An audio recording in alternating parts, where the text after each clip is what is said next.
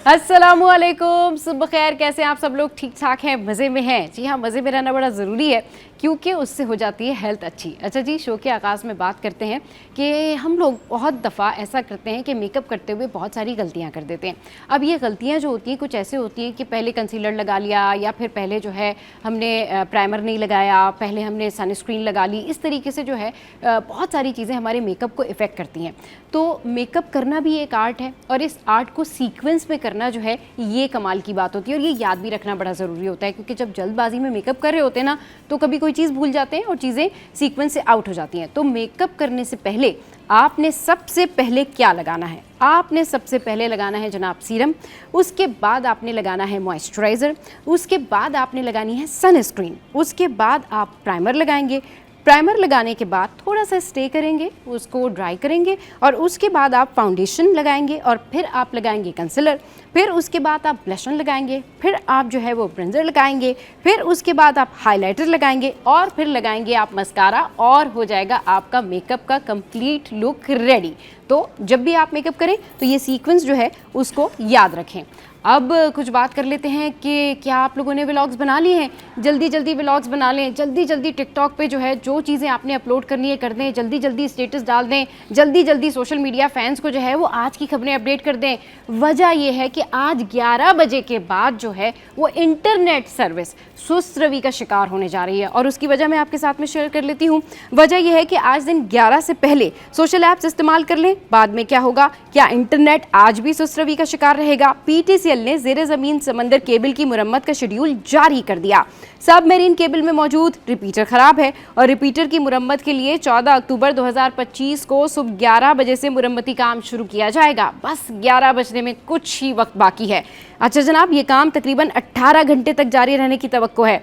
मुरम्मत के दौरान इंटरनेट सर्विस में जुज़वी सुस्त रवि, रफ्तार में कमी और कुछ सार्फिन को सर्विस में वक्ती तातुल का सामना हो सकता है। आर्जी तकलीफ के लिए सार्फिन से माजरत का है, PTCL का ऐसा कहना है। तो भाई आपने क्या करना है? आपने जल्दी जल्दी जो है वो अपनी तमाम तर चीज़ें जो सोशल मीडिया की हैं वो अपडेट कर लेनी है क्योंकि कुछ लोग जो है वो सोशल मीडिया फ्रीक होते हैं, बहुत सारे फैंस होते हैं इनके।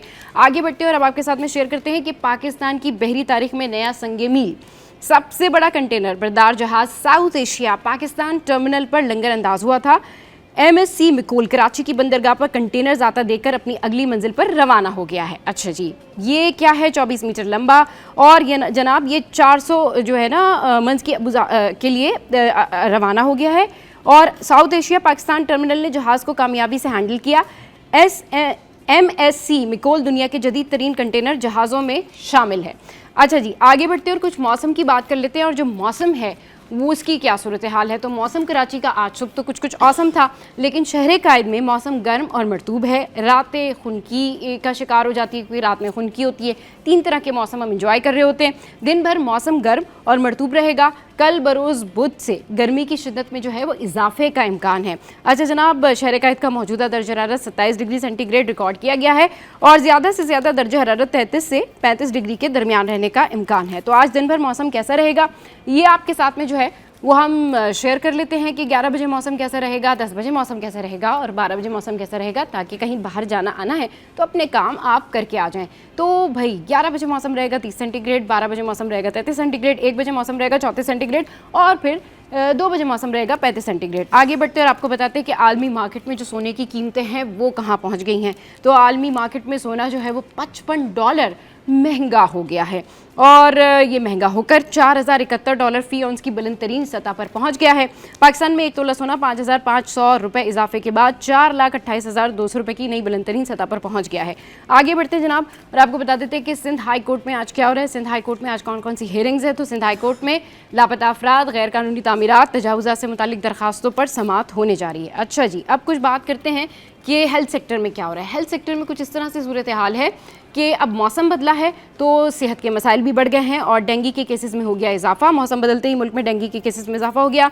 तकरीबन महकमा सेहत के मुताबिक मरदान में अब तक 270 अफराद जो हैं वो डेंगू का शिकार हो चुके हैं। दूसरी जानिब सिंध के ज़िला थरपारकर का जो शहर है इस्लाम कोट, वहाँ पर भी डेंगू के केसेस 321 जो हैं वो रिपोर्ट हुए हैं। तो जनाब एहतियात करने की बहुत ज़्यादा ज़रूरत है। आगे बढ़ते और अभी आपको बताते हैं कि क्रिकेट के मैदान में क्या हो रहा है। पहला टेस्ट जनूबी अफ्रीका ने 6 विकेट पर 216 रन्स बना लिए। पाकिस्तान और जनूबी अफ्रीका के दरमियान लाहौर टेस्ट के दूसरे दिन खेल के अख्ताम पर मेहमान टीम ने पहली इनिंग्स में 6 विकेट पर 216 रन्स बना लिए। कजाफी स्टेडियम लाहौर में ये मैच खेला गया। जनूबी अफ्रीका को पाकिस्तान की पहले इनिंग्स के स्कोर 378 रन्स को उतारने के लिए मजीद 162 रन्स जो हैं वो दरकार हैं। अच्छा जनाब, ये थी मैच की अपडेट्स और अभी हमारे साथ मौजूद हैं हमारे ब्यूरो चीफ कराची अशरफ भाई। उनको वेलकम करते हैं शो में। अस्सलाम वालेकुम, वेलकम टू द शो। कैसे हैं आप? ठीक ठाक हैं? लेकिन अशरफ भाई मुझे कुछ ठीक नहीं लग रहे हैं और जो मौसम का असर है वो भी अशरफ भाई पर हो गया है और अशरफ भाई जो हैं उनको लग रहा है मुझे कि फ्लू हो रहा है और जो वायरल इन्फेक्शन है, सर्दियों की जो आमद की इब्तदाई सौगात है वो स्टार्ट हो गई है। जो जनाब हमारी जो मेकअप आर्टिस्ट है सादिया, उनके साथ भी ये इशू है, मेरे घर में भी मेरे कजन्स के साथ ये इशू है और हमारे ब्यूरो चीफ कराची जो हैं वो भी अब नज़ले का शिकार हो गए। अशरफ भाई, ये वायरल इन्फेक्शन जो है ये बहुत ज़्यादा जो है ना वो आजकल कॉमन हो गया मौसम की वजह से। लोगों को एहतियात भी करनी चाहिए और बहुत ज़्यादा ये भी देखना चाहिए कि पहले से ही ना वो ठंडा गर्म और इन तमाम चीज़ों से अवॉइड करें। आपने ठंडा ठंडा तो नहीं खा लिया था कुछ ज़्यादा? नहीं सब मैं टैप वाटर नॉर्मल अच्छा, टैप वाटर, हाँ। शुरू से ही पीता हूँ, मगर जो अभी जो सूरत हाल है इसमें भी बहुत सारे लोग बीमार थे। हाँ, तो वो भी एक जाहिर है। हाँ, तो साथ में घर में माशाल्लाह सब सही है, मगर अभी मुझे शुरू हुआ है तो यकीनी तौर पे अब सबको एक एक करके आएगा। लेकिन यहाँ पे है स्टे सेफ जो हमने महकमा मौसमियात का दिया। तो रियली में कराची में जो अभी ये जो सर्दियों का जो सीज़न स्टार्ट हो रहा है, हाँ। तो इसमें ये वायरल जो है ना बहुत शदीद हुआ हुआ है। बुखार, आपको जिस्म में दर्द, उसके बाद नज़ला ज़ुकाम।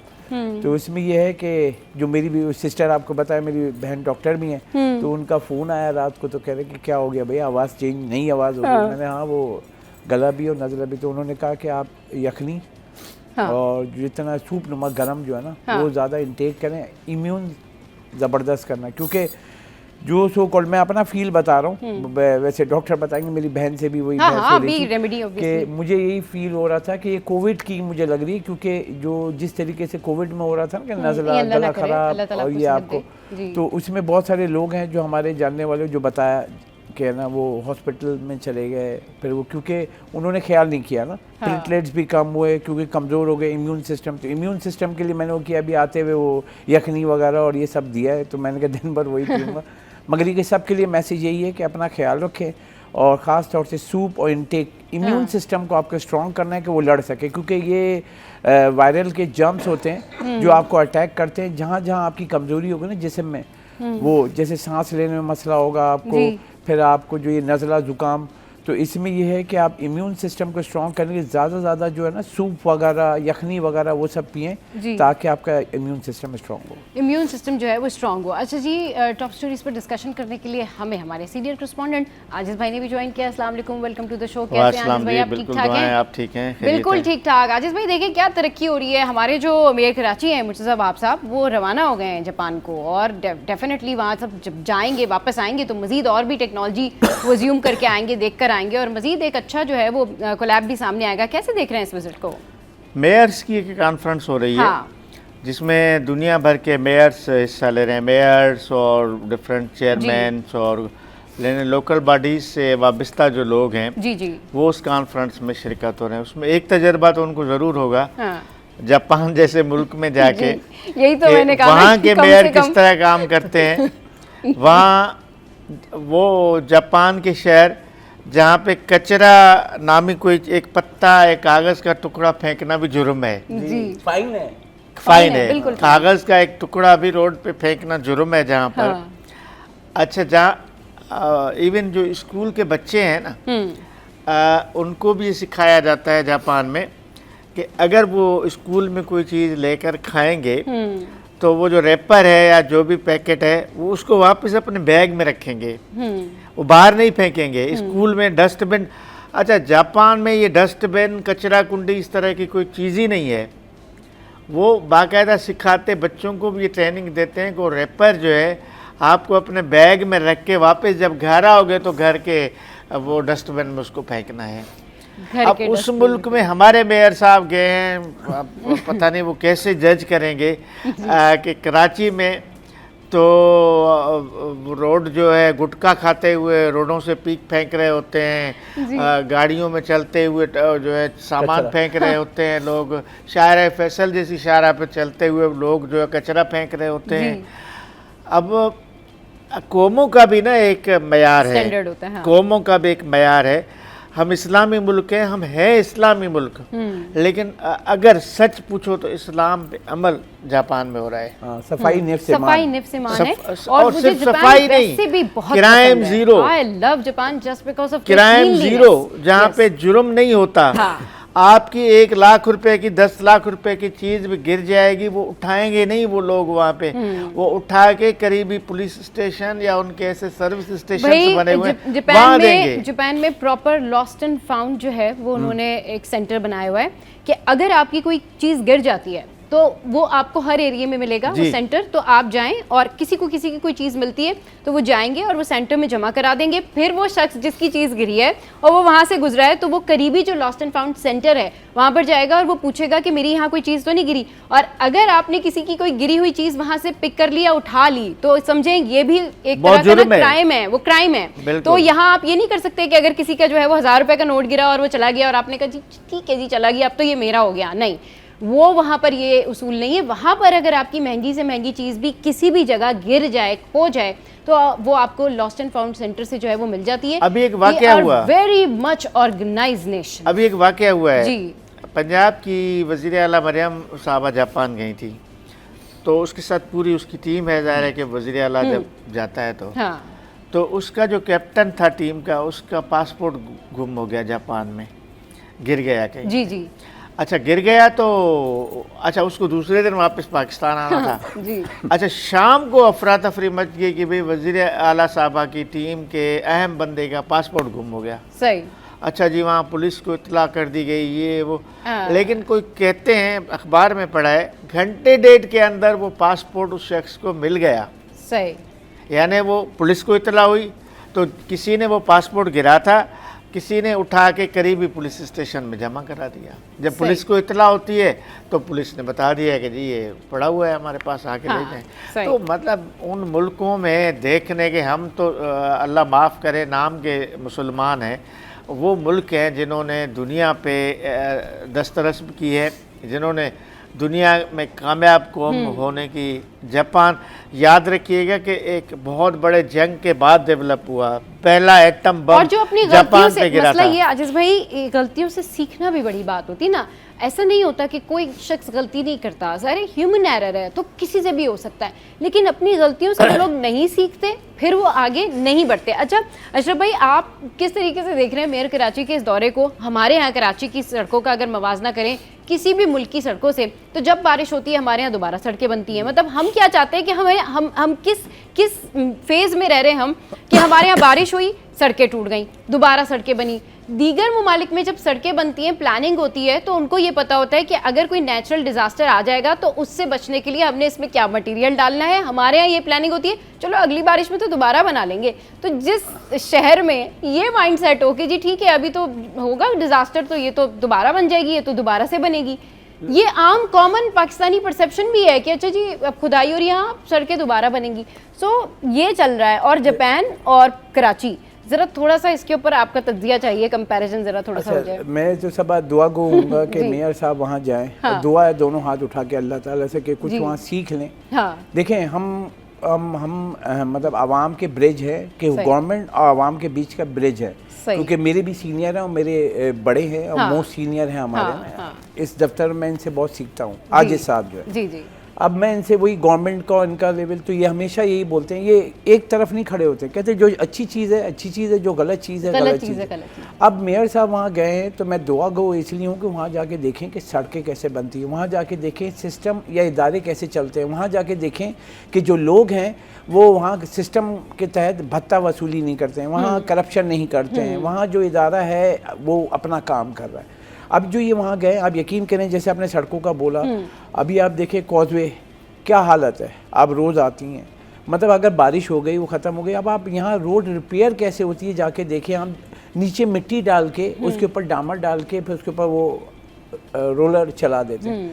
How it's possible? कोई भी इंजीनियर लेके जाएं, इंजीनियर NED का लाएं, 2 इंजीनियर का लेके जाएं, आप उनसे पूछें खड़ा करके, भाई अगर आप मिट्टी डाल के इसके ऊपर डामर डाल के बना रहे, क्या ये ठहरेगा? नहीं ठहरेगा, क्योंकि मिट्टी के ऊपर जो हमने बचपन से देखते आए हैं कि नीचे आप वो होते थे, रोड़ी डालते थे ठीक है, उसके बाद बजरी वगैरह बजरी पत्थर वगैरह डाल डाल हाँ। के पहले उसके रोडों ऊपर पे फिलिंग पत्थर होती डाला जाता था। हाँ। ठीक है, तो उसको सही। लेवल किया जाता। अभी आप मिट्टी डाल के उसके ऊपर डामर डाल, कौन से इंजीनियर हैं, नासा से लाए हैं, कहाँ से लाए, नासा वाले भी माफी मांग लेंगे इनसे। हाँ। देखें, ये जो सिस्टम है ना, इन्होंने जिनको कॉन्ट्रैक्टर को दिया है, वो कॉन्ट्रैक्टर जो डिफॉल्टर है उनको दोबारा दे दिया जाता है। हम ये नहीं बोलते मेयर खुद जाके रोड बना, हम बताते हैं भाई ये गलत है तरीका, आप जाके देखें। आपको यकीन करें, जो भी, मैं कोई फेवर में नहीं हूँ, मरियम नवाज की जो टीम पंजाब में काम कर रही है, आप जाके देखें, वो रोड पे जाके उनका डीसी, उनका मजिस्ट्रेट जाके रोड चेक करता है कि कितने डायमीटर का, मतलब उसमें रॉड डाल के देखते हैं कितना वो है। यहाँ पे एक मुनज़्ज़म स्ट्रेटेजी होनी चाहिए ताकि आप अपने मुल्क को, अपनी कराची की शहर की सड़कों को जो है वो डेवलप कर सकें।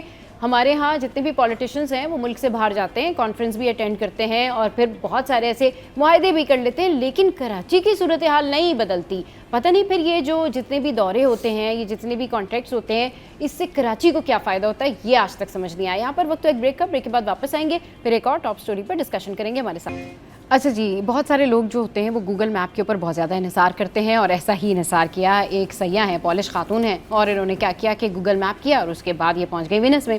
अब जब ये वेनिस पहुंची ये खातून, तो इनके साथ वाक़या क्या हुआ भाई? वाक़या कुछ इस तरह से है कि इटली के शहर वेनिस में एक पॉलिश सैयाह उस वक्त नहर में जा गिरी जब वो गूगल मैप पर अंधाधुन इन्हिसार करते हुए रास्ता तलाश कर रही थी। अब वाकई में खातून सैयाह के पैर पर भी मामूली चोटें आईं, जिन्हें वो बाद में खुद पट्टी करती दिखाई दे रही हैं। अब सोशल मीडिया सार्फिन ने इस वाक़े पर मिले जुले रद्दमल का इजहार किया। कुछ ने तंज करते हुए कहा कि अगर पानी के अंदर जा रही थी तो क्या तवक्का थी, जबकि दीगर ने मशवरा दिया कि कभी कभी फ़ोन के बजाय इर्द गिर्द देख लेना बहुत ज़्यादा बेहतर होता है। अच्छा जी, फ़ोटो, ये जो इंस्टाग्राम है, इंस्टाग्राम ऐप जो है, इस पर विक्टोरिया गुजेंडा नामी सैयाह की वीडियो वायरल हुई, जिसमें देखा जाता है कि वो फ़ोन पे बात करने में मसरूफ़ हैं, सीढ़ियाँ उतरती है और अचानक फिसल कर पानी में गिर जाती हैं। अब वीडियो के कैप्शन में खातून ने लिखा है कि जब गूगल मैप कहे सीधा जाओ, लेकिन आप वेनिस में। तो भाई बहुत ज़्यादा जो है वो गूगल मैप पे भी नहीं चलना चाहिए, थोड़ा सा अपनी अकल भी लगा लेनी चाहिए। ये हुआ है जी वाक़या, और इसलिए कहते हैं कि थोड़ा बहुत जो है ना अपने आप से भी बहुत सारी चीज़ों को अज्यूम करना चाहिए, रास्ते पता होने चाहिए। अगर आप कहीं जा रहे हैं, नई जगह पर जा रहे हैं, तो ज़रूर किसी टूरिस्ट गाइड को साथ लेकर जाएं, वरना इस तरह का वाक़या हो सकता है। अच्छा जी, एक और ख़बर मैं आपके साथ में शेयर करती हूँ कि कराची का ये चिड़ियाघर है जहाँ पर 40 साल की जो चिंपैंजी है वो मर गई, और बच्चे जो हैं इस हवाले से बहुत ज़्यादा सैड है।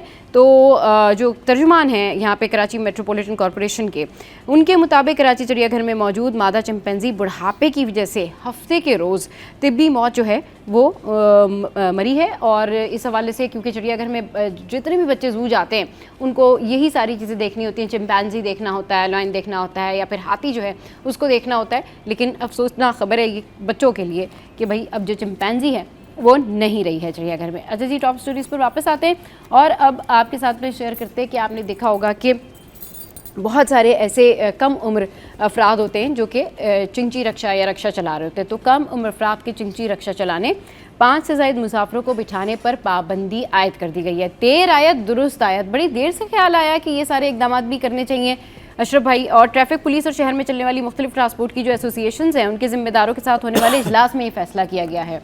चलिए, कुछ तो थोड़ा सा तो फ़ायदा हो जाएगा आवाम को। देखिए, फैसले तो कर रहे हैं, ये बहुत सारे अच्छे फैसले हो रहे हैं। पेपर्स में तो बहुत अच्छे लगते हैं देखने में, हम खबर पढ़ भी लेते हैं। लेकिन आप देखें कि शहर के मुख्तलिफ इलाकों में चिंची जिसे बोलते हैं 8 सीटर या 9 सीटर, वो पाबंदी लगाई गई। फिर उससे पहले भी ये चल रहे थे, बच्चे छोटे 15 साल 14 साल के लड़के जो हैं वो चला रहे थे।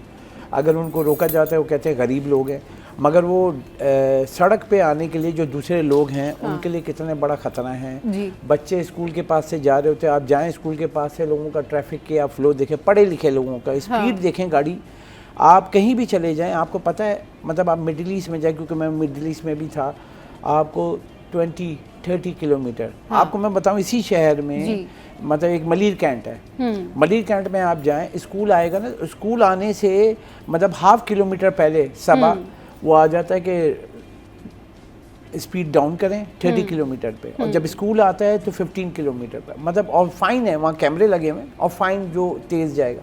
यानी आप सेफ्टी देखें इंटरनेशनल स्टैंडर्ड की, यही इसी शहर में हो रही है। और लेकिन यहाँ पे आप देखें स्कूलों के बाहर चिंची, मैं बताऊँ 13D जो मैं गुलशन में रहता हूँ, वहाँ पे आप देखें सिर्फ स्कूल है, आपने देखा होगा लाइन से, मतलब 25-30 स्कूल हैं आमने सामने। सही। और जब छुट्टी होती है, अब रिक्शे वाले बच्चों में इधर उधर, मैं सुबह छोड़ने जाता हूँ बच्चों को, तो मैं उनको बोलता हूँ, मैंने कहा भाई ये बच्चे हैं आराम से, तो यूँ करता है।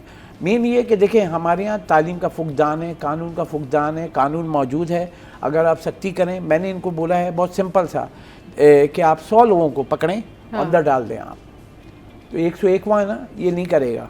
आप वो मतलब इस शहर में चाहे चिंची वाले हों, चिंची माफिया है, जगह जगह खड़े में, ट्रक माफिया हो, डंपर माफिया हो, ये माफिया हैं ये जी। आप इनको पकड़ के अंदर बंद करें जी, ठीक है, और ये कानून पे अमल दरामद करें। क्योंकि मुझे जब नजर आ रहा है कि कानून की खिलाफ वर्जी कर रहा है तो कानून वालों को नजर नहीं आ रहा है। हाँ। ट्रैफिक पुलिस वाले खड़े में, आप पकड़ें, उठाएं, इसको थाने मुतलका में बंद करें। आप 100 को पकड़ के हर इलाके में बंद, 7 अजला हैं। हाँ।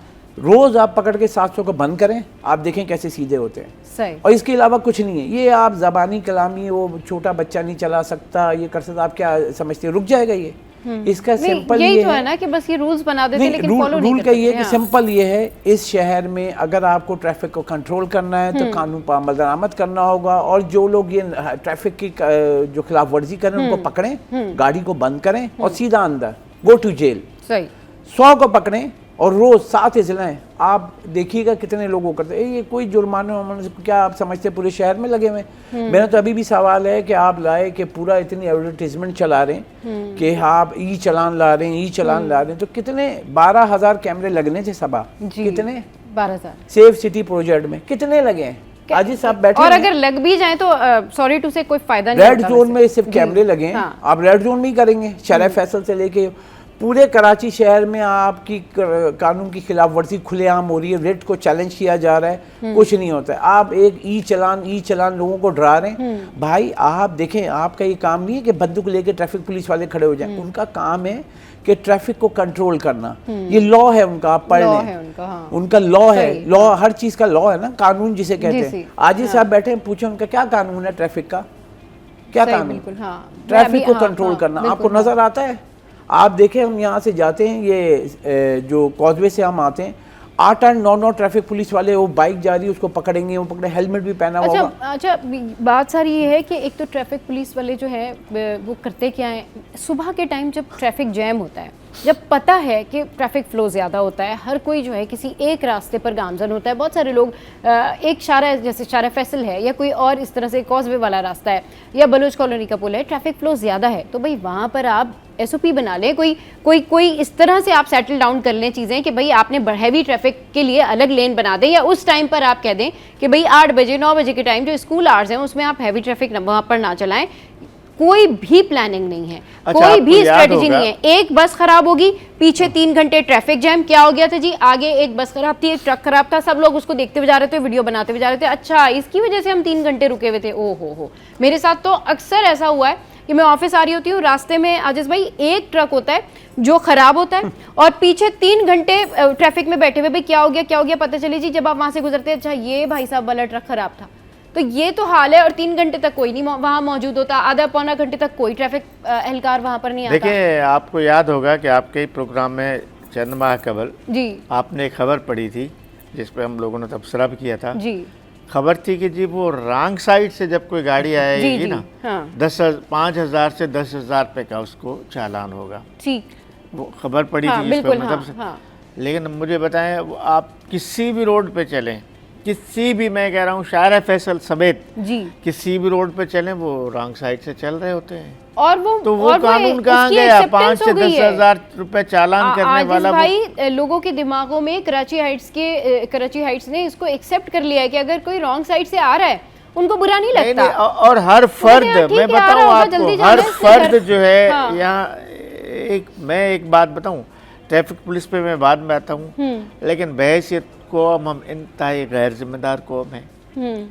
हम वही शख्स जो दुबई जाता है, वहाँ तो मुझे रॉन्ग साइड पे गाड़ी चला के दिखा दे, वही शख्स जो कराची में चला रहा होता है, वहाँ जाके बहुत वो कानून पसंद भी बन जाता है, वहाँ जाके वो उसूल पसंद भी बन जाता है, वहाँ वो कानून पे अमल भी कर रहा होता है। हमारे ही शहरी लाखों, UAE में लाखों की तादाद में पाकिस्तानी रहते हैं, वो सारे वहाँ पे कानून पे अमल कर रहे होते हैं, यहाँ नहीं कर रहे, अपने मुल्क में। तो अपने मुल्क में बहैसियत कौम भी हम अपने कवानीन को नहीं मानते, अपने आइन को, अपने कानून को नहीं मानते। दूसरी बात, रही बात ट्रैफिक की,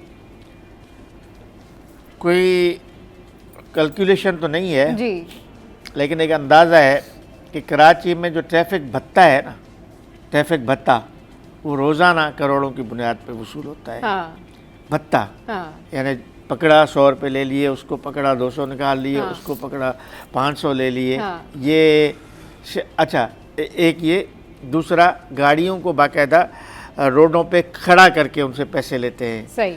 मसलन मैंने पहले भी यहाँ, तो अभी भी आप मेरे साथ चलें कायदाबाद पे, पूरा रोड जो है, मेन रोड जो कायदाबाद का है, पूरे रोड पे कोई 1000 रक्शे खड़े हैं। सही।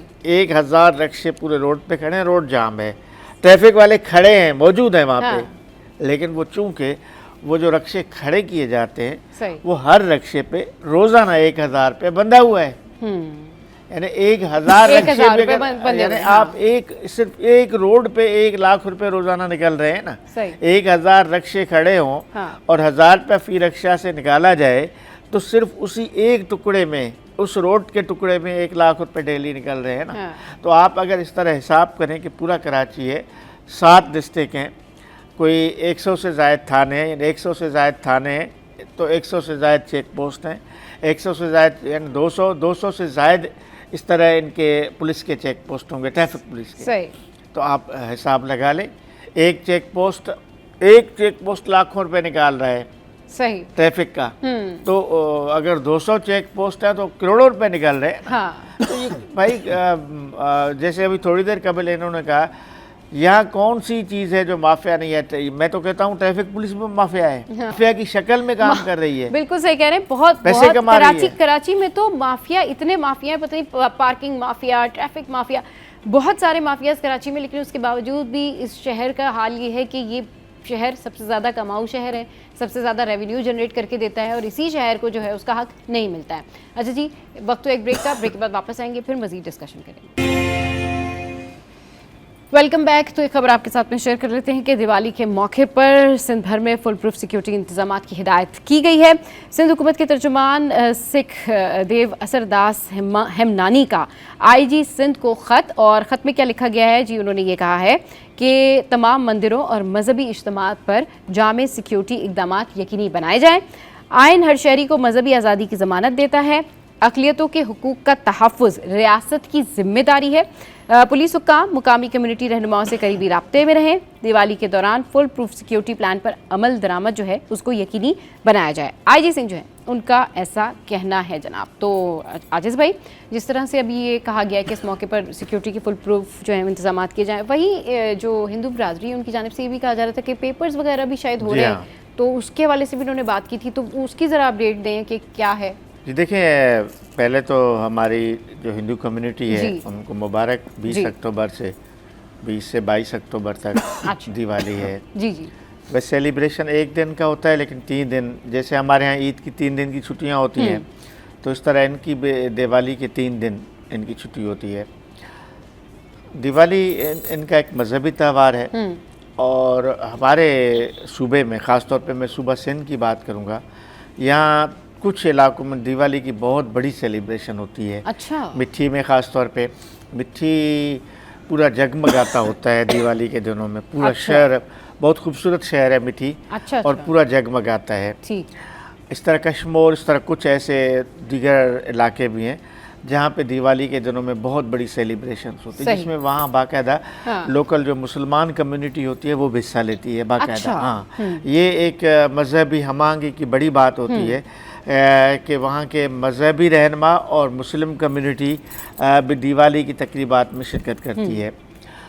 तो 2 बातें हैं, एक तो ये आईजी सिंध को ह्यूमन राइट्स डिपार्टमेंट ने भी ख़त लिखा था, जिसमें उन्होंने लिखा था कि सिक्योरिटी के इंतजाम किए जाए। अभी आपने सुखदेव हेमनानी का जो बयान पढ़ा, वो उसने भी लिखा था। तो इसके बाद एक बाकायदा सर्कुलर जारी हुआ है आईजी सिंध की जानिब से पूरे सूबे के तमाम पुलिस स्टेशंस को कि जहाँ जहाँ दिवाली की सेलिब्रेशन हो रही है उसके सिक्योरिटी के टाइट इंतजाम किए जाएं, ताकि कोई बदमज़गी ना हो।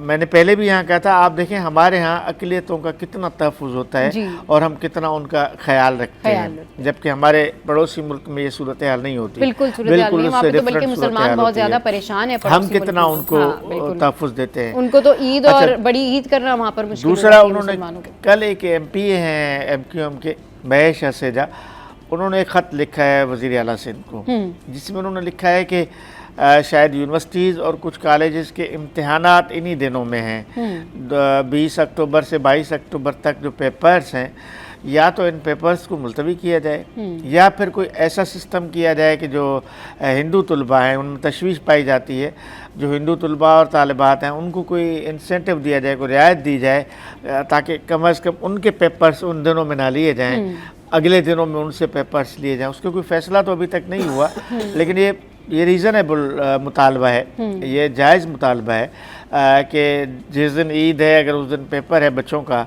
तो बच्चे ईद मनाएंगे या देने आएंगे। एग्जैक्टली क्योंकि उनके इस हवाले से रिजर्वेशन है कि उन्होंने कहा भाई तो हमारे ये तो पेपर्स हैं, मेरा तो ख्याल हाँ, है बिल्कुल, गलत हाँ, नहीं है, इन हाँ, पेपर्स को आगे किया जाता आगे है। किया जाए, हाँ। वैसे भी आम तौर पे भी हमारे यहाँ कामन वगैरह पेपर्स हो रहे होते हैं, फ़र्ज़ करें कोई हड़ताल आ जाती है, कोई ऐसा दिन आ जाता है, कोई ट्रैफिक जाम हो जाता है या कोई इशू होता है, तो पेपर्स मुलतवी करके एक दिन आगे किए जाते हैं। तो वही स्टूडेंट जो पेपर नहीं दे पा रहे हैं उनसे अगले दिन पेपर लिए जाते हैं। तो ऐसा इनको भी मौका, ऐसा चांस दिया जा सकता है कि ख़ास तौर पे 20 से 22 3 दिनों के दौरान अगर कोई पेपर्स हैं और अगर उन पेपर्स में हिंदू तलबा तालिबात हैं तो उनको ये रियायत दी जाए कि वो पेपर्स 22 अक्टूबर के बाद आने वाले दिनों में उनसे वो पेपर लिए जा सकते हैं, कोई हर्ज नहीं है, पेपर लिए जा सकते हैं। चलिए जी आगे बढ़ते हैं और एक और टॉप स्टोरी जो वो आपके साथ में शेयर करते हैं। सख्त गजीदगी के वाक़यात बढ़ते हैं और वो इसलिए बढ़ते हैं कि जब इंतज़ामिया इंटरेस्ट नहीं लेती कि लोगों की जानो माल, उनकी सेहत कितनी अजीज़ है।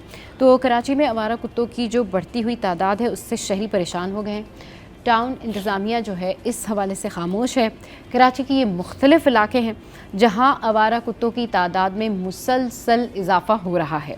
अच्छा जी, अब क्या है कि ये सारा इशू शहरियों के लिए वबाल जान बन गया है। गली महलों में आज़ादाना घूमते कुत्तों के बायस शहरी बिलखुसूस बच्चे और ख़वातीन खौफ का शिकार हैं, जबकि मुतअद्दिद मुकामात पर जो काटने के वाक़यात हैं वो भी रिपोर्ट हो रहे हैं। अच्छा जी, अब ये क्योंकि बहुत संगीन मसला है, कुत्ते के काटने के जो वाक़यात हैं तेज़ी से बढ़ रहे हैं, जबकि रवा साल के दौरान तकरीबन 2 दर्जन अफराद रेबीज़ से जो हैं वो जाबहक हो चुके हैं। तो अशरफ भाई, ये कोई मामूली मसला नहीं है। इससे पहले भी मैं तो जितने सालों से न्यूज़ में हूँ उतने सालों से हम इस बारे में बात करते आ रहे हैं, मतलब इसको कई साल हो गए हैं कि भाई इस मसले को कंट्रोल किया जाए, लोगों की जानो माल का तहफ़्फ़ुज़ किया जाए, उनकी सेहत के हवाले से तहफ़्फ़ुज़ फराम किया जाए।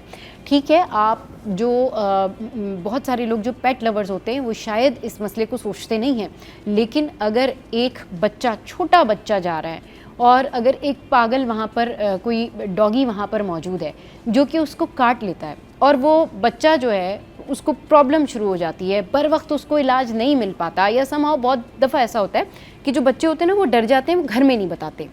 Sometimes it happens with the kids कि वो क्या करते हैं कि अगर उनको कुत्ते ने काट लिया, कुछ हो भी गया ना, तो वो क्या करते हैं कि वो चोट भी छुपा लेते हैं या बहुत सारी ऐसी चीज़ें छुपा लेते हैं, या खून बह रहा है किसी दोस्त के चले गए और ऐसी पट्टी वगैरह कर दी, उनको अवेयरनेस नहीं होती और टाइम ज़्यादा हो जाता है। कई ऐसे केसेस, इनफैक्ट कुछ हॉस्पिटल्स में ऐसे भी केसेस आए थे जिसमें बच्चों ने ये बताया कि भाई हमने तो अपने दोस्त से ऐसी पट्टी वट्टी करवा ली थी, हम डर गए थे कि डांट पड़ती घर में, क्योंकि वो बहुत ज़्यादा ज़ख्मी नहीं हुए थे लेकिन उनको डॉग बाइट हुआ था, यानी कुत्ते ने उनको काटा था, डॉग बाइट हुआ था, तो घर में उन्होंने नहीं बताया, तो उसके बाद उनको रेबीज़ हो गई, बर वक्त उनका इलाज नहीं हो सका। तो इससे भी हटके आपको इसका मौसर हल ढूंढना चाहिए कि आप किसी गली से जा रहे हैं, ख़वातीन जा रही हैं, वो खौफज़दा हो रहे हैं, फिर वो जो है वो कुत्ते उनके पीछे लग रहे हैं, तो ये एक तरह का ना मेंटल टॉर्चर है। मेंटल टॉर्चर सिर्फ ये नहीं होता कि कोई आपको टॉन्ट मार रहा है या कोई आपको कुछ और कह रहा है। मेंटल टॉर्चर या फिर सेहत के हवाले से बहुत सारी ऐसी चीज़ें होती हैं जो इंसान के ऊपर इफ़ेक्ट करती हैं। अगर कोई ऐसा शख्स जिससे आप डरते हैं, अगर कोई ऐसा शख्स जिससे आपको प्रॉब्लम है, वो भी अगर है ना, तो आपका दिमाग मुस्तकिल टॉर्चर में है। तो ये तो सेहत का मामला है, ये तो बच्चों का मामला है, ये तो ख़वातीन का मामला है। आप गुजर के दिखा दें, बाज़ ऐसी गलियाँ हैं कि वहाँ से गुजरना मुश्किल है, लेकिन अननोन कोई पर्सनैलिटी अगर वहाँ से जा रही होगी, उसको तो नहीं पता, वो तो उधेड़ के रख देंगे उसको। जी सब, अगर आप देखें CCTV कई फुटेज आई हैं, और मैं बताऊं ये वाले इलाके हैं जो गुंजान आबादी वाले हैं, जो छोटे जैसे औरंगी, कुरंगी, लांडी। मैं बताऊं मेरा मैकेनिक है वो बनारस पे रहता है ना, आपने देखा होगा नाज़ाबाद से जो 7 नंबर से जाते हैं, जी वो अमूमन मुझे जो है ना वो भेजता है। वो बच्चे देखो, छोटे बच्चों को तो नहीं पता है ना, वो बेचारे जा रहे हो तो अचानक से 6-7 कुत्तों का गोल जो आ जाता है। रेबीज़ आपको समझना होगा, रेबीज़ हम बोलते हैं ना, रेबीज़ की इंजेक्शन लगाए। रेबीज़ का ये है कि जो भी वो जानवर जैसे डॉग है हाँ, उसके वो जिसके अंदर सर्टेन काइंड ऑफ वायरस मौजूद अब है। वो उसके अंदर जो है ना रिएक्टर होता है, जी, जी। ठीक है, यानी कि अगर उसको खाना मिल गया ना वो सही, आप सबसे पहले समझना होगा वो खाता है कच्चा गोश्त वगैरह जो भी देते हैं आप, उसके बाद वो रिएक्शन वो देता है ना, यानी जहर आ जाता है। तो आपका देखा होगा डॉग्स होते हैं उसके जो है वो थूकनुमा जो है ना वो गिर रहा होता है, तो वो उसको बीमारी होती है ना वो, और उसमें वो अटैक मोड में अगर आ जाए और उस बच्चे को पकड़ के उसने काट दिया तो वो उससे जरासीम जाते हैं। अब रेबीज़ का ये होता है कि जो उसको फ़ौरन से कहा जाता है डॉक्टर के पास ले जाए, हॉस्पिटल में ले जाकर उसको रेबीज़ के इंजेक्शन लगाए। रेबीज़ क्या करता है, आपको सीधा जाके इम्पैक्ट करता है खून के ज़रिए दिमाग पे, और वो पहला फर्स्ट फेस होता है कि वो मेमोरी जाती है, उसके बाद वो पागल हो जाता है। तो अब ये कंसर्न है कि हमें देखना है बच्चों को बचाना है या उनको बचाना है। जानवर को ठीक है आप वो करें, लेकिन उसकी जो सेफ्टी के लिए भी तो देखें ना, लोगों की सेफ्टी ज़रूरी है। इस शहर में अगर आप देखें, और आप सबसे अफसोसनाक बात है, फिर आज साहब उसमें बताएंगे, आप हॉस्पिटल में ले जाएं किसी को भी, कोई जानने वालों किसी को ले गए और जाके रेबीज़ का इंजेक्शन लगवा के दिखा दें। सरकार का काम है देना, आप वो कह देगा बाहर से लेकर आओ, नहीं मिलेगा। मैं गया था अब्बासी में और कोई बीमार थे उनको देखने गया था, तो शोर वोर मचाओ, एक गरीब औरत थी वो चीख रही थी ना, तो मैंने कहा क्या, वो अंदर जाके बोला, फिर एमएस को फ़ोन कराया, वो उससे पहले बोल दिया उन्होंने नहीं है, जाके लेकर करें।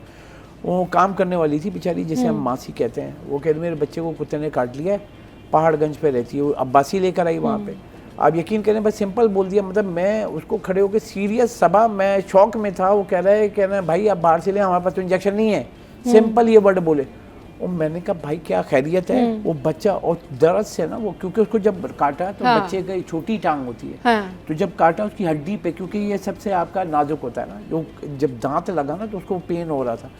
अब वो कुत्ता यकीनी तौर पर पागल होगा, जिस तरीके से उन्होंने कहा कि उसको मार मार के छोड़ा है, तो इसका मतलब उसने अटैक मोड में काटा है, तो उसने पूरा इम्पैक्ट डाल दिया था। जो मैंने उससे पूछा, मैंने क्या, तो कह रहा भाई अगर नहीं है तो नहीं है, अब बाहर से लिए हैं। बाहर भेजा तो अब्बासी के बाहर आपने देखा है कितने सारे मेडिकल स्टोर हैं। यकीन करें रेबीज के जो पहले लगते थे 14 पेट में ना, अब लगते हैं 3 अलग अलग। हाँ, अलग अलग। कितने का होगा ऐसी, मैं पूछूं, हम यहाँ बैठ के बात करें, कितने का होगा वो सेट 3 का सेट? आजिज भाई व्हाट डू यू थिंक, कितने मेरे ख्याल 4-5 हज़ार रुपए का तो होगा। मुझे लगता है 11-12 हज़ार का, मतलब 3 है वो, जो एक 3,800 3,600 सब अलग अलग मिला के 11,000 क्या गरीब आदमी लगवा सकता है? नहीं लगवा सकता। ठीक है, और दूसरी बात, वो जो आए वो कहाँ गए, कौन वही ना। पूछेगा? अच्छा चलिए, ये तो हो गई डेवलप शहर की बात ना। ये डेवलप शहर की बात है कि अब ये बात तो बाद में करें कि गरीब आदमी, जिन शहरों में सहूलियात ही नहीं है, जिन शहरों के पास जो शहर हैं, जैसे कि सिंध के कुछ ऐसे एरियाज़ हैं जहाँ पर कुत्ते के काटने की जो वैक्सीन है वो मौजूद ही नहीं है, और उनको ट्रैवल करके कराची आना पड़ता है। तो आप देखें वो ड्यूरेशन, और वो कितना सफ़र करते हैं, आने तक कितना ज़्यादा वायरस जो है वो पेनिट्रेट कर जाता है बॉडी के अंदर, और लोगों को प्रॉब्लम शुरू हो जाती है। तो इसके ऊपर बड़ा सोचने की ज़रूरत है, बड़ा समझने की ज़रूरत है। ये सेहत का मामला है। चलते फिरते आप जो है लोगों के प्यारे और लोगों के बच्चे जो हैं उनकी जानें ज़ाया हो जाती हैं, जस्ट बिकॉज ऑफ दैट कि आप ये मामला कंट्रोल नहीं कर सकते, और ये सब गजीदगी के वाक़यात जो हैं वो बढ़ते जा रहे हैं। तो इसके ऊपर ज़रूर सोचने की ज़रूरत है। यहाँ वक्त एक ब्रेक का, ब्रेक के बाद वापस आते हैं, फिर एक और टॉप स्टोरी पर डिस्कशन करेंगे। अच्छा जी, एक और खबर आपके साथ में शेयर करते हैं कि FPCCI सीनियर नायब सदर का चेयरमैन FBR को ख़त। अब ख़त में क्या लिखा है आपको बता देते हैं। ख़त में लिखा है जनाब कि FPCCI ने FBR से इनकम टैक्स रिटर्न जमा करवाने की जो आखिरी तारीख है उसमें तौसी का मुतालबा कर दिया है। बाकी अपडेट जानते हैं अशरफ भाई से। अशरफ भाई, क्या अपडेट्स हैं इसके मुतालिक? देखिए, सब पहले हमें समझ सालाना गोशवारे जमा कराने थे इनकम टैक्स, जो मेरी आमदनी जी, तो वो अब रिकॉर्ड में पहुंच गई है पाकिस्तान। पिछले साल का बता रहा हूँ, पिछले साल का जो हमने रिटर्न गोशवारे जमा कराए पूरे पाकिस्तान से 65 लाख पे हम पहुंच गए, जो कि एक रिकॉर्ड है। जो पहले मतलब 20-25 लाख होते थे, वो बढ़ते बढ़ते 65 लाख पे पहुंच गए। आबादी कितनी है और इनकम टैक्स रिटर्न 65 लाख पे। तो खैर बड़ी कामयाबी है कि वो सारी चीज़ों की सख्तियाँ की गई, फाइलर नॉन फाइलर वो चली गई, उसके ऊपर लोग आ गए इसमें। लेकिन अभी ये हुआ है कि 15 अक्टूबर लास्ट डेट है, क्योंकि ये पहले थी 30 सितंबर थी, बढ़ा के 15 दिन की बढ़ाई गई, और अब जो है ये 15 अक्टूबर है, जो कि अब ख़त्म हो रही है, जिसके ऊपर FPCCI के सीनियर नायब सदर साकिब फैयाज मकबूल ने चेयरमैन FBR को ख़त लिखा है कि अभी भी मुश्किलात हैं, क्योंकि बहुत सारी जगहों पूरे मुल्क है, कोई फेडरेशन हाउस पूरे मुल्क का है। हाँ। तो उन्होंने मुतालबा किया है कि इसमें मज़ीद तौसी की जाए कि लोगों को अभी भी मसाइल हैं, जो कि पंजाब में सबसे ज़्यादा लोग मुतासिर हैं सैलाब से। फिर क्योंकि इनकम टैक्स तो रिटर्न तो सबको जमा कराना है ना। हाँ। तो मुल्क में जो लोग अभी जो मुश्किलात में उनको फेवर करते हुए कहने कि आप फेवर दे सकते हो, 90 डेज तक की इनकम टैक्स का जो कवानीन है उसके तहत हो सकता है, लेकिन इन्होंने 15 दिन किया, अब 1 दिन है। और जो उन्होंने कहा आप चेक कर लें कि इनकम टैक्स गोशवारे जमा कितने हुए हैं। हाँ। तो अब यकीन करें आधे भी नहीं हुए ना, मतलब आधे 30 लाख भी कहें तो नहीं हुए। तो इसके ऊपर कराची टैक्स बार हो, पाकिस्तान टैक्स बार हो, फेडरेशन हाउस भी कूद गया है कि डेट बढ़ाई जाए। अब देखना ये है कि चेयरमैन FBR क्या इसमें अमल दरामद करते हैं। वैसे जो टेक्निकल्स कह रहे हैं कराची टैक्स बार और पाकिस्तान टैक्स बार के टैक्स दहनगान को सहूलत देने के लिए आपके पास फॉर्मेट मौजूद है। हाँ। तो उनको दे दें कम से कम, क्योंकि पहले भी उन्होंने 1 महीने का कहा था, अभी भी वो कह रहे हैं क्योंकि सिस्टम डाउन है। अब आपका एक ऑनलाइन पोर्टल है IRS, आप लॉगिन करें मोबाइल से अपना इनकम टैक्स रिटर्न फाइल कर सकते हैं। लेकिन मसला ये है लोड आने पे उसमें शिकें इतनी आई थी तो वो बार बार चेंज हुई, तो वो फिल करने में मसला हुआ, तो जिसके ऊपर ये मुतालबा हुआ। और मेरे हिसाब से अब देखना ये है कि 15 अक्टूबर लास्ट डेट है। हाँ। आज 14 है, कल आखिरी दिन है। तो उसके ऊपर कहा है कि कम से कम इसको 1 महीने की तौसी की जाए, यानी 15 1 महीने की नवंबर तौसी तक जो है वो कर दी जाए। चलिए जी, बहुत शुक्रिया अशरफ भाई हमारे शो पर है, बहुत शुक्रिया आजिज़ भाई हमारे शो पर है। शो में वक्त हेडलाइंस ब्रेक का, हेडलाइंस ब्रेक के बाद वापस आएंगे, करेंगे ढेर सारी बातें, हमारे साथ रहिए।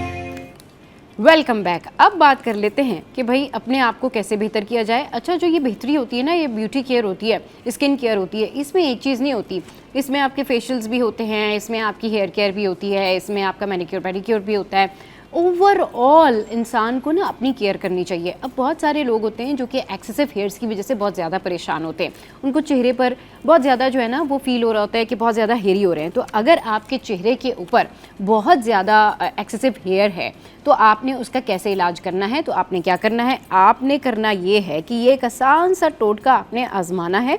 और इसमें आपने बेसन लेना है 2 चम्मच, हल्दी लेनी है आधा चम्मच, दूध लेना है आपने हस्बे ज़रूरत। ये तीनों चीज़ों का ना आप पेस्ट बना लें, और नींबू का रस भी, उसके जो कुछ few drops of lemon juice या नींबू का रस जो है वो आपने इसमें डाल देना है। अब करना क्या है कि आपने बेसन ले लिया, हल्दी ले ली, दूध लिया, नींबू का रस लिया, तमाम अज्जा को अच्छी तरह से मिक्स करके गाढ़ा सा पेस्ट बना लें। अब उसे चेहरे पर इन हिस्सों पर लगाएं जहां बाल ज़्यादा हैं। जब ये नीम खुश्क हो जाए तो हल्के हाथों से ऊपर की सिमत रगड़ते हुए उतार दें।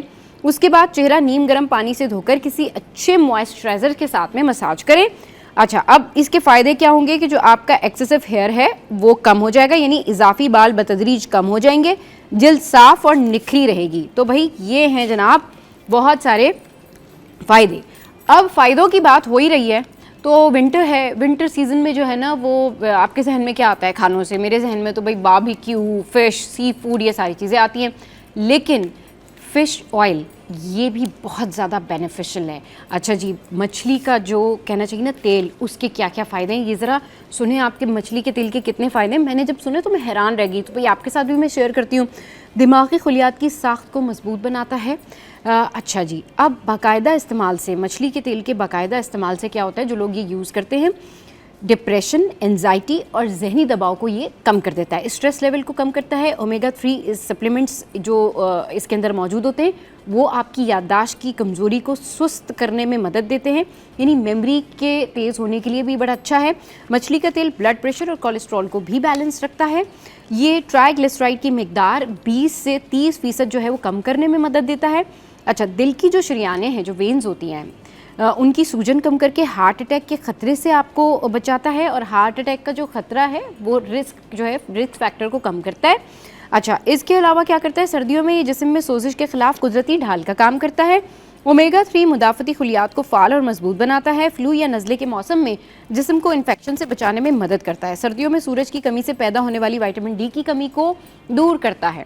अच्छा, और हड्डियों को मजबूत बनाता है, जोड़ों के दर्द में कमी लाता है, खुश्क जिल्द, फटी एड़ियाँ, खारिश जैसे मसाइल को कम करता है, बालों की जड़ों को मजबूत करता है और बाल गिरने से रोकता है, आर्थराइटिस और जोड़ों की सोजिश में आराम पहुंचाता है, हड्डियों में कैल्शियम जज्ब होने में मदद देता है, नज़र को बेहतर और आंखों की खुश्की को कम करता है, बुढ़ापे में बिनाई मुतासिर होने के ख़तरे को कम करता है, एक्नी और एक्जिमा जैसे जल्दी अमराज में मुफीद है। ज़ियाबतीज़ के मरीज़ों में इंसुलिन के असर को बेहतर बनाता है। तो ये जो फ़िश ऑयल है ना, इसके आपने देखे कि कितने सारे फ़ायदे हैं।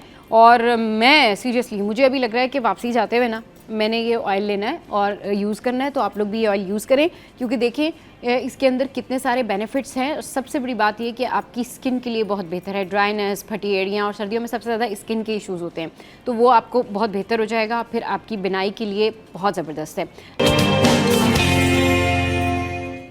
Welcome back. तो भाई बात करते हैं कंज्यूमर राइट्स पर, जो कि शायद है ही नहीं, और बात करते हैं बढ़ती हुई महंगाई पर। दूध की कीमतें बढ़ गई हैं, फिर दूध खालिस नहीं है, फिर दूसरी बात ये है कि जो चीज़ भी आप ख़रीदते हैं उसकी कोई रिटर्न पॉलिसी नहीं है। और ये बात बिल्कुल ठीक है कि अगर आप 20,000 का जोड़ा, 30,000 का जोड़ा लेकर आते हैं और उस जोड़े में आपको कोई, उस ड्रेस में आपको प्रॉब्लम हो जाती है, तो वो आपसे रिटर्न नहीं करेंगे। अपार्ट फ्रॉम दैट, मुल्क से बाहर ऐसा नहीं होता। आप जब भी रिटर्न करने कोई चीज़ जाते हैं या आप उसके अंदर बताते हैं कि इसमें नुक्स है, तो वो कहते हैं ठीक है जी, आप ये हमारी रिफंड पॉलिसी है, रिटर्न पॉलिसी है, आप इसको रिटर्न कर लें। अगर कोई रिटर्न कर भी रहा है तो वो इस शर्त पर रिटर्न करता है कि जी आप इसके पैरेलल, इसके अगेंस्ट आप कोई चीज़ लेंगे, कोई ड्रेस लेंगे तो ही ये रिटर्न होगा, या फिर आप इसी के पैरेलल कोई चीज़ लें उसी कीमत में। तो लोगों के लिए ये भी एक बहुत ज़्यादा परेशानी है। और इस हवाले से बात करने के लिए जो है हमारे साथ कौकब इकबाल साहब मौजूद हैं, chairman consumer association of Pakistan, और उनके साथ हैं Mohammad Usman, advocate high court. अस्सलाम वालेकुम, वेलकम टू द शो। कैसे हैं आप लोग? ठीक ठाक हैं सर? ये जो इशू है ना, ये तो रिजॉल्व होने का नाम नहीं देता कि किस तरीके से ये मसला हल किया जाए। अवाम परेशान है, कंज्यूमर राइट्स क्या है लोगों को पता नहीं है, लेकिन मजबूरी में महंगी चीज़ें भी ख़रीदना पड़ती हैं और वो भी खालिस नहीं है। देखिए आजकल आपको पता है कि चीज़ तो कहीं खालिस मिलती ही नहीं। हाँ। इसके लिए कंज्यूमर एसोसिएशन ऑफ पाकिस्तान की अनतक मेहनत से जी पंजाब फूड अथॉरिटी बनाई गई, सिंध फूड अथॉरिटी बनाई गई, केपी की फूड अथॉरिटी बनी जी, और हाल ही में जो है तमाम या चारों सूबों में जो है फूड अथॉरिटीज़ का क़याम अमल में लाया जा चुका है। जी जी। मगर उसके बावजूद भी जो है लोगों को खालिस अशिया दस्तयाब नहीं होती। पंजाब फूड अथॉरिटी कुछ ना कुछ कार्रवाई करती रहती है। अक्सर दूध के ख़िलाफ़ आपने देखा होगा कि लाखों मन जो है वो दूध बहा देते हैं, अगर पकड़ते हैं सही नहीं होता। और गैर म्यारी दूध को तल्फ़ कर देते हैं, मगर ऐसा सिंध में होता हुआ क्यों नज़र नहीं आता। अब बात यह है कि यहाँ सिंध के अंदर जो सिंध फूड अथॉरिटी है, क्या उसके जो डीजी अक्सर व बेशतर चेंज होते रहते हैं। हर 4-6 महीने के बाद हम सुनते हैं कि एक डीजी नया आ गया, उसके बाद उसको पूरा एक जो 3 साल का अरसा है ताकि वो डिपार्टमेंट को समझे।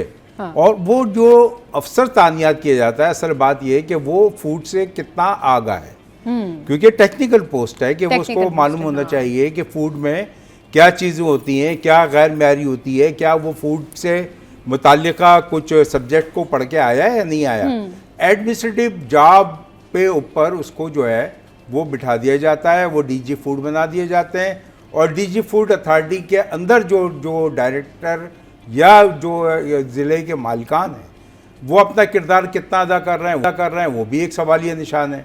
कि अभी लोगों को जो है गैर म्यारी अशिया, जो आपने देखा कि आप देखें कि अक्सर व बेशतर आप रेस्टोरेंट्स पे जाते हैं खाने के लिए और बेइंतहा रश होता है, मगर उसके बावजूद किचन को जो हम पहले दिखाते थे और किचन के ऊपर हम फोकस करते थे, आखिर वो कितना है। क्योंकि सबसे बड़ी बात यह है कि सिंध फूड अथॉरिटी के पास अपनी कोई लैब नहीं है। भाई आपने डिपार्टमेंट बना दिया और लैब आपके पास नहीं है। आप कहते हैं कि जी हमने कराची यूनिवर्सिटी में लैब बना दी। मुझे इसके ऊपर एतराज़ था कि कराची यूनिवर्सिटी तो एक तालीमी इदारा है, उसका आपकी लैब से क्या वास्ता। ठीक है वो फूड डिपार्टमेंट है, मगर आप उसको हम ऑन नहीं कर सकते। क्योंकि वो सैंपल जब ड्रा होता है तो वो उसके बाद 3 सैंपल्स लेते हैं। एक वो जो उसको दिया जाता है जिसकी पास से हमने कोई चीज़ भी ली और उसका सैंपल ड्रा किया। दूसरा एक फूड अथॉरिटी में जाता है, तीसरा वो लैब में जाता है ताकि वो सैंपल्स कहीं चेंज ना किए जा सके। और उसके ऊपर कोई ऐसा नहीं हो कि कोई सैंपल हो कुछ और उसको चेंज करके वो कहते नहीं साहब ये तो चीज सही है। क्योंकि यहाँ तो आपको पता है बिकाऊ लोग बहुत हैं और वो चाहते हैं जो जिसके अगर चीज सही नहीं होगी तो वो क्या चाहेगा कि मेरी चीज के ऊपर, क्योंकि फाइन है। और आपको पता है कि अब कितना फाइन है, वो है मैक्सिमम फाइन जो इनके पास दिया गया है वो 25 लाख रुपए का। 25 लाख रुपए भी ये फाइन कर सकते हैं, 1 लाख रुपए भी फाइन कर सकते हैं। मगर वो फाइन करने से पहले जी उनका जो ऑफिसर है जी वो डराता है, हाँ धमकाता है। हाँ वो कहता है कि साहब ये जो है मैं इतना फाइन कर दूंगा आपके ऊपर। हाँ तो वो बेचारा क्या करता है, वो कहता है यार लाख रुपए का फाइन होने से बेहतर है 25,000 रुपए इसको दे दो। सही बिल्कुल। तो ये क्यों है? ये अथॉरिटीज अगर हमने बनवाई हैं हाँ तो अगर कंज्यूमर एसोसिएशन ऑफ पाकिस्तान की कोशिशों से ये वजूद में आई हैं, हाँ तो ये ऐसा डिपार्टमेंट क्यों कर रहा है? क्यों लोगों को गैर मियारी अशिया मिल रही हैं? क्यों आज तक जो है रेस्टोरेंट्स के अंदर जो है गैर मियारी खाना लोगों को मिल रहा है? कितने रेस्टोरेंट्स का इनके पास हिसाब किताब है कि देखा गया है इन्होंने और उसको चेक किया वो कितना इनके पास है? तो ये मैं समझता हूं कि फिर हम आइए एक और बड़ा इंपॉर्टेंट आइटम जो हमारी रोजमर्रा जिंदगी का हिस्सा है, जी वो क्या है? दूध। दूध की प्राइजेस के लिए रिटेलर्स कहता है कि जनाब दूध की प्राइजेस बढ़ा दी जाए। कितनी? 100 रुपए ज्यादा, यानी 220 रुपए का दूध है, अब वो कहते हैं कि अब 300 रुपए में बेचेंगे और एलानिया ऐलान कर रहे हैं, हुकूमत की रेट को चैलेंज कर रहे हैं।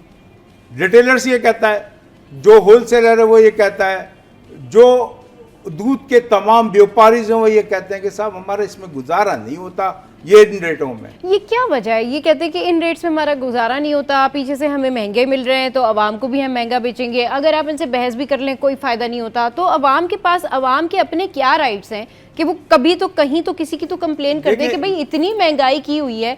और फिर जो स्टैटिक रेट्स होते हैं, जो कमिश्नर कराची के जो गवर्नमेंट के रेट्स होते हैं वो बिल्कुल अलग होते हैं। तो फिर वो रेट्स क्यों रखते हैं वो, जब महंगाई बेचना है आगे से उन लोगों ने? तो फिर ये वजूहत क्या है? ये क्यों नहीं मैच हो जाते मार्केट के और गवर्नमेंट के रेट? देखिए पहली बात तो ये कि मैंने कमिश्नर कराची के मुख्तलिफ इजलास में जो कि प्राइस कंट्रोलिंग के लिए मुनक्किद किए जाते हैं जी, उसमें बाहरा ये कहा कि दूध की खुसूसी तौर पे कीमत तय करने से पहले ये हमें बताया जाए कि कराची की में जो बिकने वाला दूध है वो 100% खालिस है।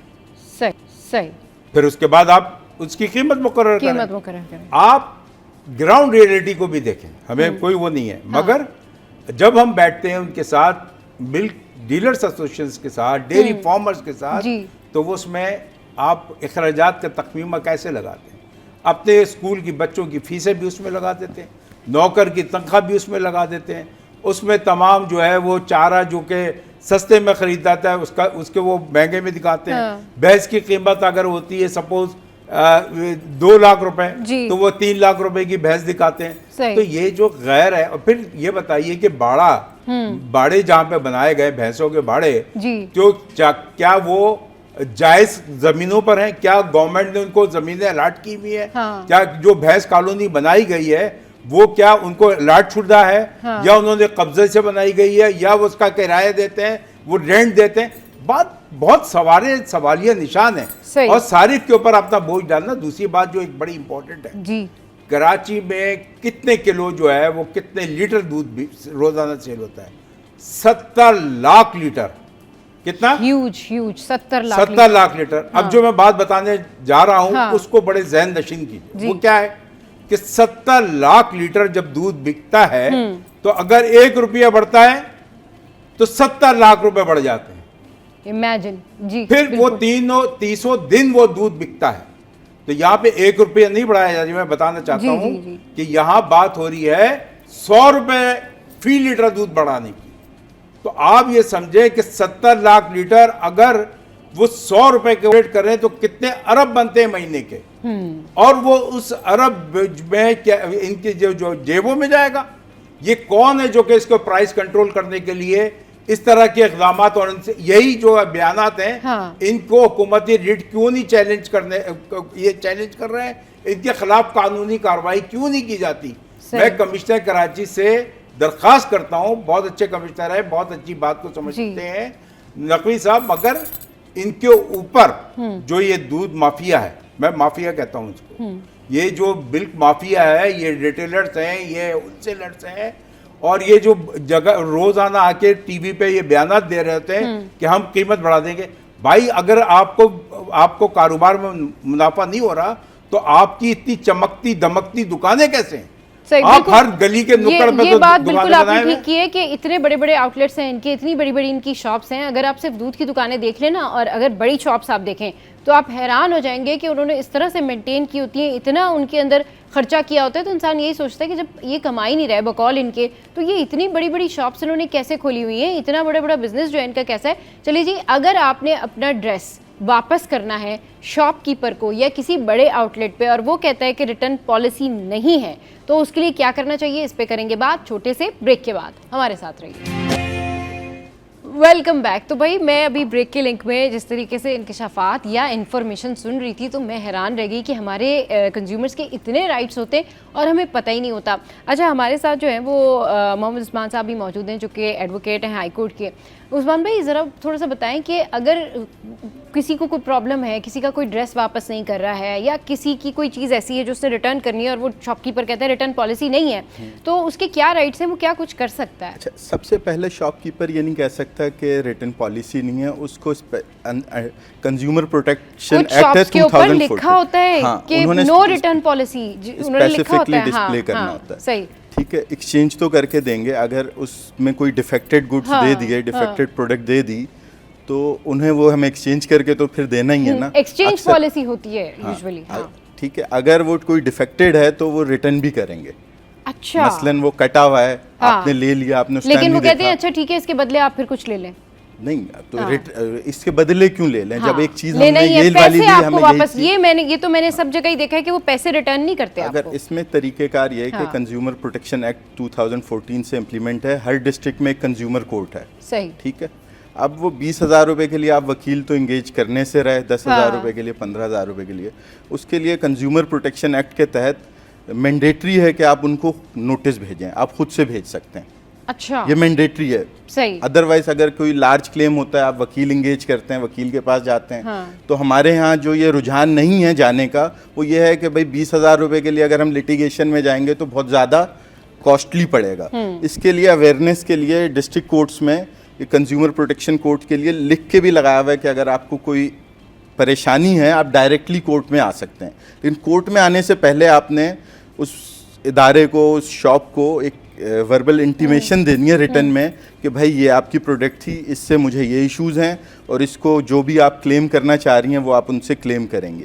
15 दिन तक का टाइम हो आपने देना है उनको। वो 15 दिन तक अगर आपका ग्रीवियांस रिजॉल्व कर देते हैं तो वेल एंड गुड, नहीं करते और आपको लगता है कि आपके साथ ज्यादती हुई है, आप with in 30 days court approach करेंगे। हर डिस्ट्रिक्ट में एक कोर्ट है, कंज्यूमर कोर्ट, जो सिर्फ कंज्यूमर इश्यूज देख रही है। 30 डेज में आप नहीं आते और आपके पास कोई वैलिड रीजंस है कि इस वजह से नहीं आया, तो मैक्सिमम 60 डेज का कानून में टाइम है कि 60 दिन तक आप कोर्ट को अप्रोच कर सकते हैं कि भाई हमारे साथ ये था, और कोर्ट उसको इंटरटेन करेगी और फिर उनको बुला के उनसे पूछेगी कि भाई आपने ये इनका मसला क्यों नहीं रिजॉल्व किया, और आपको कंपनसेशन वगैरह भी देगी। कंपनसेशन वगैरह अच्छा, इसमें सजा भी है। अगर ये जो बताया इसमें 2 साल तक की कोर्ट अगर समझती है कि उन्होंने ज्यादती की है तो 2 साल तक की सजा और 1 लाख रुपए फाइन अलॉन्ग विद डैमेजेस जो है कंज्यूमर को दिया जाएगा। 2 साल की सजा with fine up to 100,000 and damages के वो प्रोडक्ट की क्या कीमत है, आपको क्या डैमेजेस हुआ जो आपने प्रूफ करना है। मेंटल टॉर्चर हुआ, हमें परेशानी हुई, जाना आना पड़ा, ठीक है, कोर्ट आए, लॉयर इंगेज किया, लॉयर की फीस वगैरह जो भी आपके डैमेजेस हैं ये भी कोर्ट उसको देगी। अच्छा, इसमें ये है कि ये स्पीडी ट्रायल है, with in 6 month consumer court bound है इसको डिसाइड करने के लिए। Court with in 6 month court decide करेगी। अच्छा, अब चलें, ठीक है, चलें, ये तो हो गई ड्रेस के बारे में हमने बात कर ली। अब बहुत सारी ऐसी चीज़ें होती हैं जैसे एक्सेसरीज हैं, मेकअप की प्रोडक्ट्स हैं, वॉचेज़ हैं, या आपने कोई ज्वेलरी ख़रीद ली है, तो उस टाइम क्या होता है कि यूजुअली ड्रेसेस में तो फिर भी ये होता है ना कि एक्सचेंज कर लें। तो आप कहते हैं चलो ठीक है, ड्रेस तो मैंने लेना ही है, मेरे काम आ जाना है, तो मैं कुछ एक्सचेंज करके कुछ और ले लेती हूँ। अब मेकअप प्रोडक्ट्स में ये होता है कि आपके पास लिमिटेड चॉइस होती है। अब आपने फ़र्ज़ करें कि एक फाउंडेशन लिया, वो फाउंडेशन आपने लेने के बाद आपको ज़ाहिर है, क्योंकि वो समटाइम्स ऐसा होता है कि शॉप्स के ऊपर वो टेस्टर्स नहीं रखते और वो कहते नहीं आपने डायरेक्टली इसको लेना है, और जब आप इसका रिज़ल्ट वो आपको बताते थे अच्छा है या बुरा है। लेकिन जब आप लेके जाते हैं और उसको देखते हैं, अगर वो आपको लगता है कि वो प्रोडक्ट ठीक नहीं है, उसके अंदर कुछ स्मेल है या उसका कोई जो वो reaction जो कर गया कोई रिएक्शन कर गया है, या फिर कहते हैं उसकी थिकनेस या आपको उसके अप्लाई जो आप करते हैं फेस पे उससे प्रॉब्लम है, तो आप जाते हैं शॉपकीपर के पास और आप कहते हैं कि फाउंडेशन ठीक नहीं है, मुझे लगता है या तो ये एक्सपायर है या फिर ये इसके अंदर जो चीज़ें हैं वो मुझे नहीं सूट कर रही, तो आप चेंज कर लें। तो उनके पास उसके पैरेलल आपके मुताबिक चीज़ें नहीं होती, तो वो कहते हैं ये हम चेंज नहीं कर सकते, अगर आप इसको रिटर्न करेंगी तो आप इसके अलावा यहाँ से कोई और ब्यूटी प्रोडक्ट खरीद लें। तो आपको अगर नहीं खरीदनी और आपको सिर्फ फाउंडेशन की नीड है, तो आप क्यों जो है वो फेस पाउडर लेंगे, आप क्यों जो है वो कोई और चीज़ लेंगे। तो वहाँ पर क्या होता है कि आप मरता क्या ना करता, आप फिर कोई और चीज़ लेने पर मजबूर हो जाते हैं। ऐसी सूरत हाल में कंज्यूमर क्या कर सकता है? देखें, इसमें एक और चीज़ भी वो ये कहते हैं कि क्योंकि ये यूज़ हो यूज हो चुकी है तो लिहाजा हम जो है इसको वापस भी नहीं लेंगे, अब एक्सचेंज भी नहीं करेंगे। इसमें उस शख्स का क्या कसूर जो कि एक ऐसा फाउंडेशन उठा के ले आया जो नहीं है ठीक, तो वो तो ज़ाहिर खोल के देखेगा ही ना उसको। इसमें एक डिस्क्लोजर के का भी राइट है कि उनको डिस्क्लोज करना था। हर स्किन के लिए अलग प्रोडक्ट होती है, हाँ। ठीक है, हर स्किन पे वो उनको फिर उस हिसाब से अप्लाई करवा के पहले दिखाना चाहिए।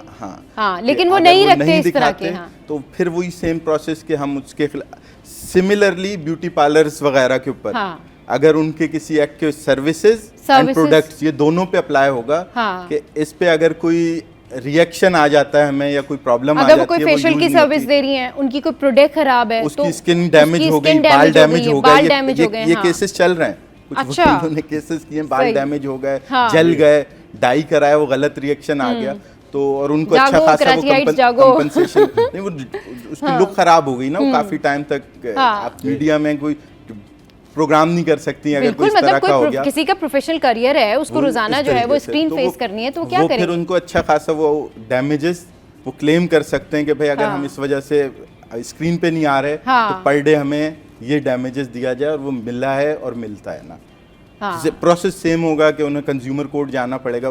कंज्यूमर कोर्ट जाने से पहले उन्हें इंटीमेट करना पड़ेगा। जैसे आप कोई चीज़ घर पे लेकर आया, आपका माइंड चेंज हो गया, मूड चेंज हो गया कि भाई मैंने नहीं दिल कर रहा, मैं इसको चेंज करा लेता हूँ, और वो चेंज करने जाते हो कहते नहीं भाई ये तो कलर भी ख़त्म हो गया है, ये तो साइज़ भी इस शर्ट में नहीं है, तो अगर आपका ये साइज़ है तो इसमें तो ये है, तो फिर आप उस वक्त क्या करेंगे अगर आपका मूड चेंज हो जाए? हाँ, आई नो कि ये थोड़ा सा प्रोडक्ट डिफेक्टेड नहीं है, लेकिन मूड तो इस सूरत में भी जैसे प्रायर टू डिस्क्लोज अगर वो लगा हुआ है, अगर मूड चेंज होने पे अगर उन्होंने डिस्क्लोज नहीं किया था कि हम चेंज नहीं करेंगे, तो तब तो बाउंड है, ठीक है। उन्होंने लगा के नहीं रखा था कि हम चेंज, अगर उन्होंने लगाया हुआ है जैसे आपने बताया कि यू कैन चेंज इट, कि भाई ये प्रोडक्ट जो है एक्सचेंज नहीं होगी या रिटर्न नहीं होगी, अगर ये पॉलिसी क्लियरली मेंशन्ड है तो तब तो नहीं कर सकते, लेकिन अगर वो मेंशन नहीं थी तो तब आपका राइट है कि आप उसको क्लेम तो ये कैसे पता चलेगा कि अब तो हर शॉप पर ही लिखा होता है नो रिटर्न पॉलिसी, हर शॉप नो एक्सचेंज, तो वो क्या मतलब वो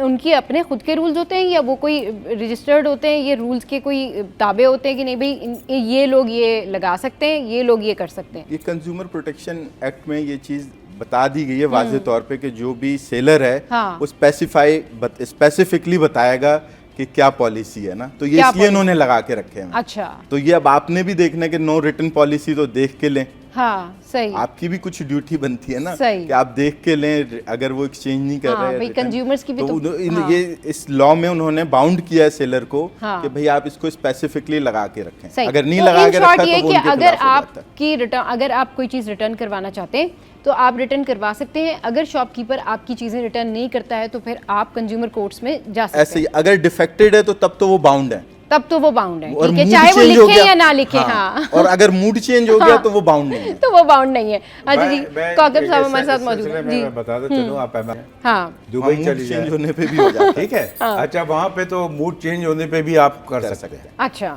यहाँ पे जो आपने पहले देखा ना कि वो जो हमारे ड्राई क्लीनर्स हैं, जी, उन्होंने एक लिख के लगाया हुआ था पीछे कि साहब वो जो है कपड़ा जल गया या कलर चेंज हो गया, तो ये वन साइडेड पॉलिसी नहीं हो सकती as per consumer protection act. नहीं, क्या ये सारे ही सेलर्स को अलाउ होता है? आप सेलर इस तरह नहीं लगा सकता कि नहीं साहब नो रिटर्न है। हाँ, यही मैं पूछना चाह रही थी। मतलब ये तो against the rule of the consumer protection act है। अच्छा। और मैं आपको बताऊं कि कोई शॉपकीपर ऐसा कोई नोटिस नहीं लगा सकता कि मैं रिटर्न नहीं करूंगा। क्यों भाई? आप बेच रहा है, वो बेच सकता है, यानी वो रिटर्न नहीं करेगा। क्यों? दुनिया में क्या कवानीन नहीं है? क्या अमेरिका में कंज्यूमर नहीं है? असल जो कंज्यूमर प्रोटेक्शन एक्ट निकला था वो निकला था अमेरिका से, जॉन कैनेडी ने ये करवाया था पूरी दुनिया में, ठीक है। उसके बाद ये लॉज बने। यहाँ पे अगर कोई ऐसी बात मैं नहीं समझ पा रहा कि वो शॉपकीपर लगा, मैं तो शॉपकीपर मैं जाता हूँ और अगर ऐसा कोई नोटिस देखता हूँ तो मैं तो जमीन पे दे मारता हूँ। तेरी ऐसी खबर कैसे लगा सकता है भाई? सर वो आप कर वन सकते हैं ना, साइडेड आम आदमी क्या पॉलिसी करेंगे? नहीं चलती कहीं पे भी। सही। अगर उसको करना है तो गवर्नमेंट के साथ वो बैठेगा, कंज्यूमर एसोसिएशन के साथ बैठेगा, वो तब जाके पॉलिसी को अडॉप्ट कर सकता है। मैं लिख के लगा दूं तो इसका मतलब मैं अपने सार्फिन को कह दूं कि जहां वो बोर्ड देखे ऐसा वहां से खरीदारी ना करें। इसका मतलब तो ये हो गया ना कि मैं अपने सार्फिन को अवेयरनेस दूं कि ता वक्त है कि वो बोर्ड हटा ना ले, आप जो है उस शॉप से खरीदारी ना करें, सही। क्योंकि आपको परेशानी पेश आ सकती है। इसका मतलब ये है कि फिर तो मेरा कंज्यूमर कोर्ट में भी नहीं जा सकता कि उसने बोर्ड लगाया हुआ था। तो ऐसा नहीं है। सही। आप तो ये कौन से सेलर्स हैं जिनको अलाउ होता है कि वो नो रिटर्न पॉलिसी वाला बोर्ड लगा लें? में, नॉट इन कराची जी, सिंध के 28 डिस्ट्रिक्ट्स में कंज्यूमर कोर्ट्स कायम है और बहुत सारे कोर्ट्स के बाहर बोर्ड लगे हुए हैं, आवेजा लगे हुए हैं कि आपको कोई वकील करने की भी जरूरत नहीं है, आप कंज्यूमर खुद भी आजाद। क्या है उसमें? जैसे उन्होंने बताया कि उसके लिए आपकी रिसिप्ट होना आपके पास जरूरी है। सही। ठीक है।